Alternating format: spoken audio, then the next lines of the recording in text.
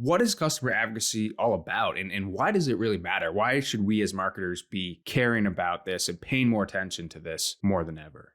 I think what you're seeing really is a convergence of a number of different things in the last few years. When you look at the evolution of B2C companies and even social media, customers have had a more active role in working with organizations to kind of really shape everything from how the brand is represented publicly to how the product works, right? And I think for a long time, companies on the B2B and the B2C side separated out consumers. So it was like when you literally were driving to work and you might be listening to the radio and listen to consumer advertising, or you would like on your phone, you were treated one way. As soon as you walk through the office doors into your office space, you were treated completely differently, you know? And so I think what's been interesting through like LinkedIn and Facebook and Twitter is that B2C brands have had a much closer relationship with their consumers than they did in the past. And I think what you've seen in the last few years is that consumer behavior and expectations start to bleed over into the B2B space. This confluence of people bringing their whole selves to work, where they expect to have a relationship with the brands that they trust, whether that is a big B2B company or a B2C company. And the other thing I would say as well, right, is that companies are starting to realize that